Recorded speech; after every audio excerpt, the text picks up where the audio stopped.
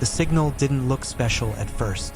Just a thin pulse of energy drifting through the void, weak enough to be mistaken for background noise. Sareth, senior navigator of the Zarin exploration fleet, would have ignored it on any normal day. But something about the pattern tugged at him, soft, rhythmic, almost like a heartbeat. He frowned and leaned closer. Computer, isolate that. The screen sharpened. A faint blue echo repeated twice, paused, then repeated again. Not random, not natural, intentional. Saretha's throat tightened. Captain, you need to see this.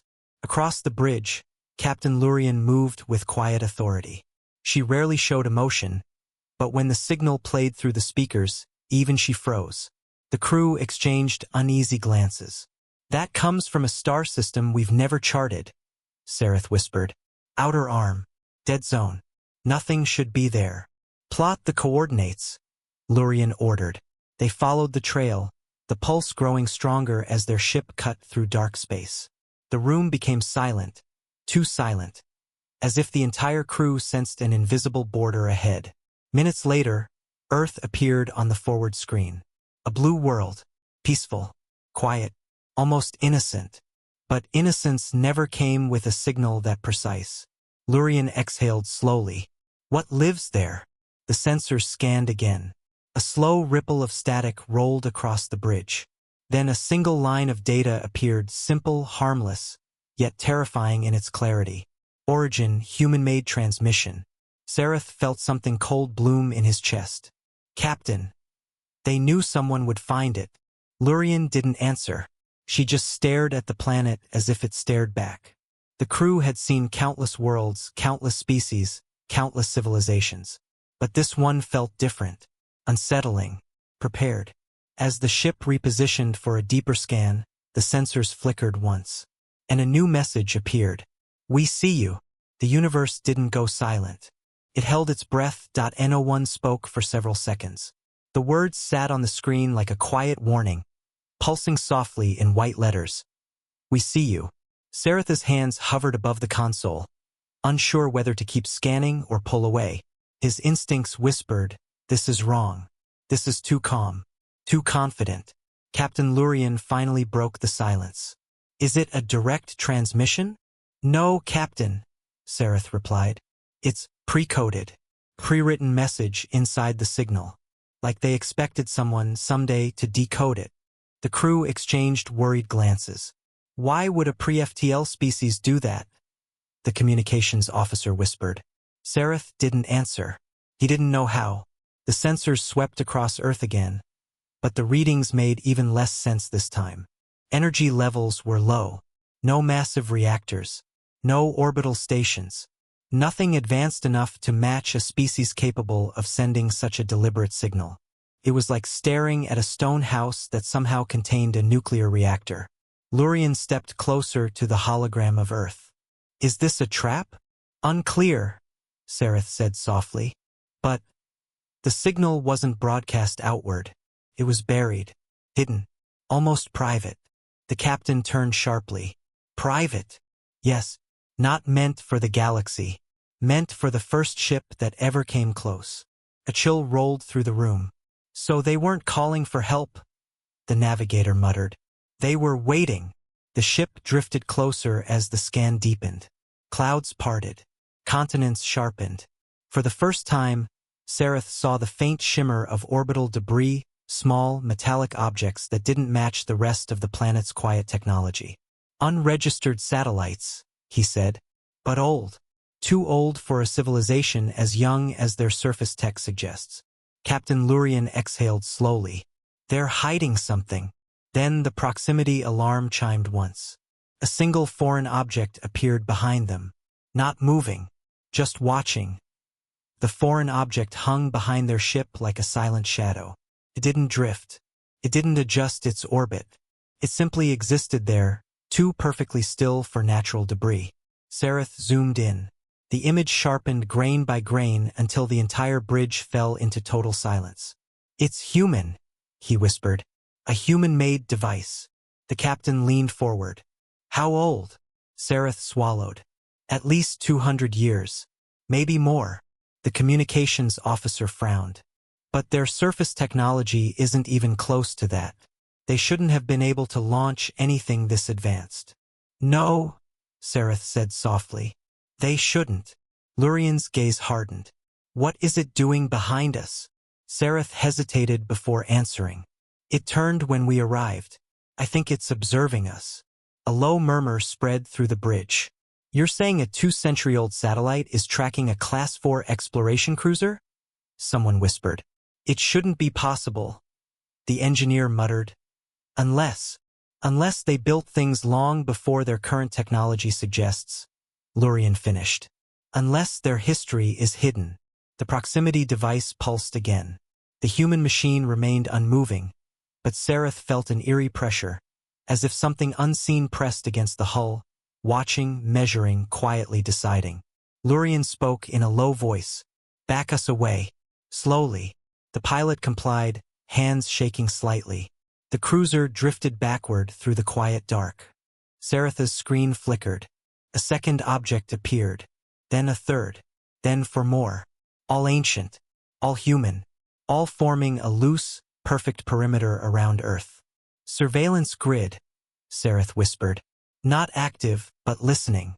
Waiting. They anticipated a visitor, the captain murmured. Not recently. Long ago. The navigator zoomed out. The grid's shape became clear. Not defensive. Not hostile. Just watching. Monitoring the stars for the moment someone finally approached.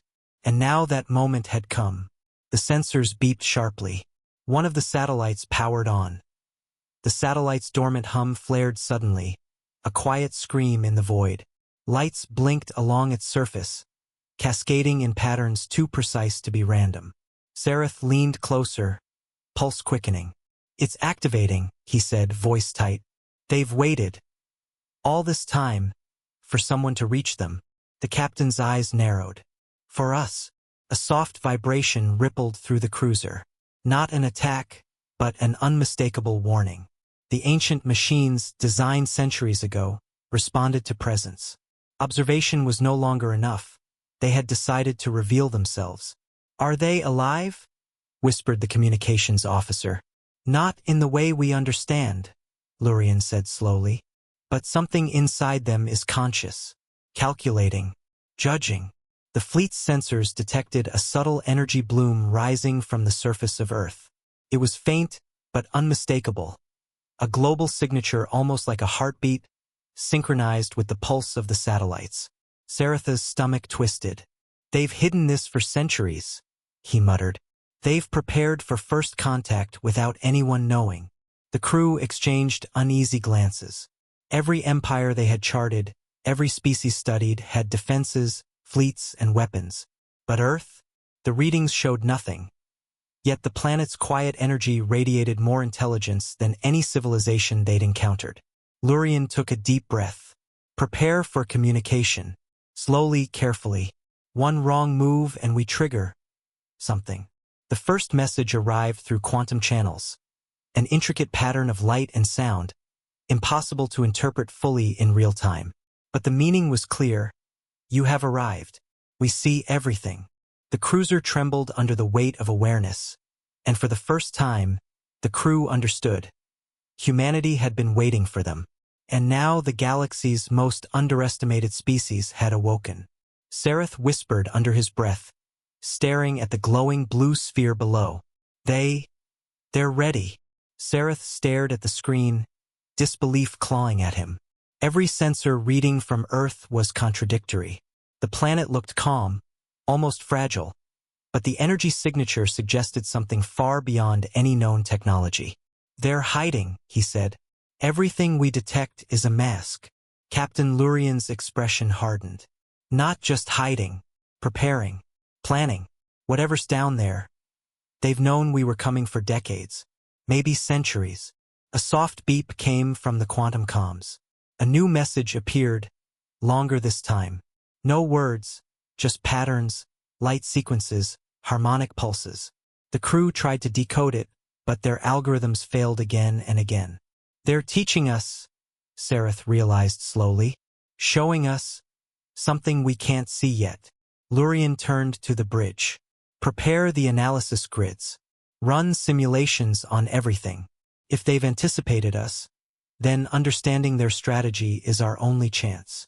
The ship trembled again as another ancient satellite powered on, aligning itself in orbit. Lights flared across the pattern, revealing more than simple observation.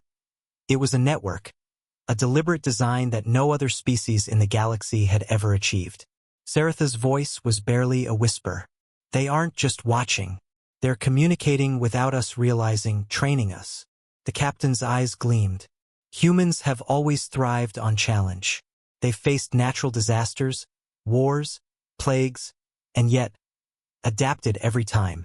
Maybe this is just another kind of test. Below them, Earth shimmered faintly, almost as if it were breathing. The blue oceans reflected starlight. The forests stirred with wind. Cities remained quiet. But Sarath felt it in his bones. The planet was awake. They're waiting for a moment, he said. And when it comes, the galaxy won't know what hit them. The bridge fell silent.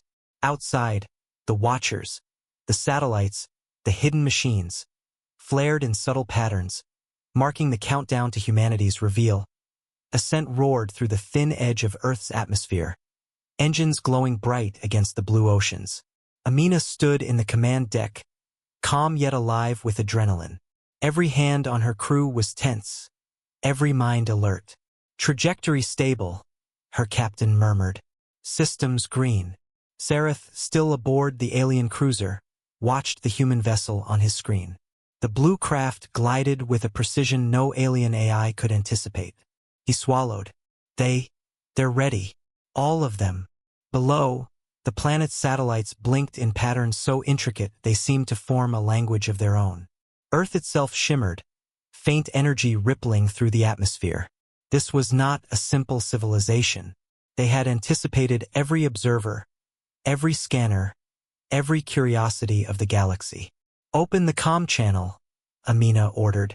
A soft hum filled the cabin as the link stabilized.